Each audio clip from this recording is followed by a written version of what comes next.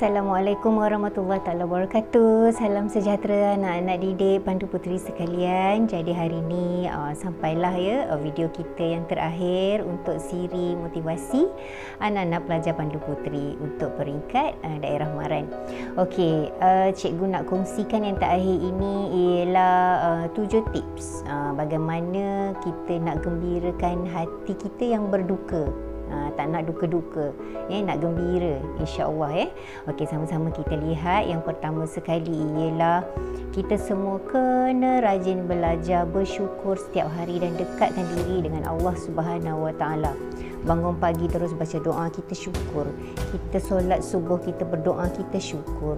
Kita siap sarapan, kita berdoa, kemudian kita syukur. Syukurlah sepanjang masa bahawa Allah masih lagi beri peluang kepada kita untuk kita belajar, untuk kita mendekatkan diri dengannya. Jadi bila macam tu kita akan jadi tenang, dan bila hati kita tenang, InsyaAllah kita akan rasa gembira, kan? Okey, yang kedua, kita kena latih minda kita supaya kita lupakan kenangan yang pahit. Maksudnya kalau kita rasa kita semalam atau bulan lepas ataupun sebelum ini anda macam ada masalah, ada satu kenangan yang memang tak dapat dilupakan, kita kena latih minda supaya bagi tahu pada diri benda yang lepas tu dah lepas, jangan ingat balik. Apa yang kita perlu buat ialah here and now, sekarang ni. Kita kena berada di alam yang nyata sekarang ni, kan? Kita kena buat apa perkara yang perlu kita utamakan sekarang, macam tu, kan? Jadi kita kena lupakan kenangan-kenangan pahit yang mungkin boleh buat kita jadi berduka. Okey, yang ketiga, buang perasaan risau yang melampau. Okey, sekarang ni mungkin ramai pelajar yang rasa risau, rasa macam stres yang cikgu dah kongsikan sebelum ni. Jadi yang itu adalah perkara yang perlu anda buang jauh-jauh, anda lupakan dia. Sebab apa? Sebab bila kita terlampau nak ingatkan rasa risau ni, sebenarnya apa benda nak buat pun tak jadi, kan? Okey, dan yang keempat ialah kena belajar jadi orang yang mudah memaafkan orang. Selalu kita dengar, kan, sebelum tidur kita maafkan semua orang. Kalau rasa macam ada kecil hati dengan kawan-kawan ke, kan, dengan siapa-siapa sajalah, cubalah belajar untuk jadi orang yang mudah memaafkan orang. Sebenarnya, kan, kalau kita mudah maafkan orang, kalau kita buat salah dengan orang pun, benda tu akan berbalik pada kita. InsyaAllah orang pun akan maafkan kita juga. Macam tu, kan? Okey, yang kelima, kena sentiasa senyum, ketawa, gembira bersama orang yang kita sayangi. Kalau dekat rumah, dengan adik-beradik, dengan mak ayah, kan?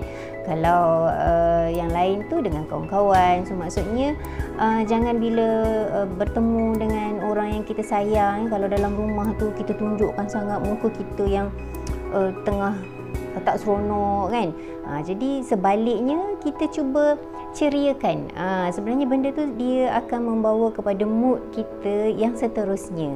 Kalau kita sentiasa berduka, so mood yang baik tu, aura-aura yang positif tu, dia tak akan datang dengan kita. Jadi kita kena sentiasa tunjukkan pada orang kita gembira bersama dengan mereka yang kita sayang, macam tu. Okey, tips yang keenam ialah ubah fikiran ke arah perkara yang diminati mengikut prioriti. Okey, ini contohnya kita ada hobi. Dalam masa sama kita rasa macam hobi kita tu kita tak dapat laksanakan sebab PKP, contohnya lah. Kalau kita mungkin sebelum ni petang-petang kita suka ronda-ronda, ambil angin dekat luar, kan, untuk hilangkan rasa penat belajar dan sebagainya. Jadi bila kita tahu kita tak boleh buat macam tu, so kita kena ubah, fikirkan perkara yang mungkin boleh kita buat mengikut perkara yang dibenarkan lah. Maksudnya mengikut kemampuan kita, apa kita boleh buat dekat rumah untuk gembirakan hati kita. Jadi kita kena ubah kita punya pemikiran tu. Bukan kita tak boleh buat benda yang kita suka, tapi kita kena cari perkara lain yang mungkin boleh jadikan kita gembira bila kita melaksanakan. Contoh apa? Contoh kalau kat rumah mungkin kita boleh cari hobi barulah. Kalau yang perempuan ni apa, ya, tanam pokok bunga ke, kan, atau buat seni craft ke, ataupun cuba sesuatu yang baru. Mungkin selama ni kita tak pernah mengubah bunga, contoh kita cuba buat yang tu, ataupun kita tak pernah pun cuba untuk menanam bunga. Cuba kita buat tanam bunga, tiba-tiba hidup, bunga keluar, kembang cantik mekar, mesti kita gembira, kan? Macam itulah contoh dia, ya. Okey, dan yang ketujuh, yang terakhir, tips ya, bagi untuk kita gembirakan hati kita yang berduka ialah kita kena keraskan hati untuk buat perubahan yang konsisten. Sebenarnya kita nak berubah ni semula-mula daripada diri kita sendiri. Kalau bukan kita bertindak untuk berubah, benda tu tak akan jadi. Jadi anak-anak pelajar, apa pun yang kita buat sebenarnya adalah untuk diri kita. Dan yang kedua barulah untuk orang lain. Orang lain tu ibu bapa, guru, adik-beradik, rakan-rakan dan sebagainya. Sebab kita saja yang kenal diri kita macam mana.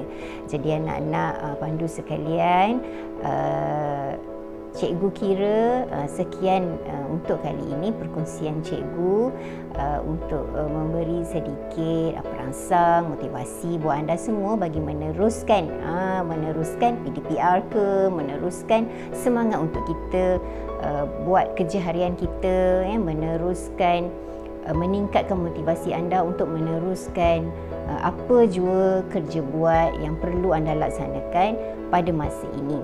Kalau rasa nak jumpa lagi cikgu, okey, anda boleh tengok ni cikgu punya YouTube channel Inspirasi Nurani UBKCJ. Boleh tengok dekat situ siri-siri video motivasi yang cikgu dah buatkan sebelum inilah. Okey, jadi untuk itu kita akan berakhir di sini. Cikgu mohon maaf sekiranya ada perkataan cikgu yang mungkin kurang menyenangkan anda, tapi rasanya tak ada kot, kan? Okey, kita akhiri dengan satu pesanan yang cikgu kira perlu anda jadikan panduan, perlu anda ingat bahawa apa pun yang anda laksanakan, anda kena ingat, ya, Allah ada bersama dengan kita. Kita buat apa pun Allah ada bersama dengan kita. Jadi kalau rasa macam kita terlalu lost, tak tahu nak mengadu dekat siapa, Allah lah orang pertama yang perlu kita cari. Allah lah yang pertama kita kena cari, kan? Maksudnya apa? Solat jangan tinggal. Okey, jadi untuk itu sekian dahulu. Wabillahi taufiq wal hidayah. Assalamualaikum warahmatullahi taala wabarakatuh.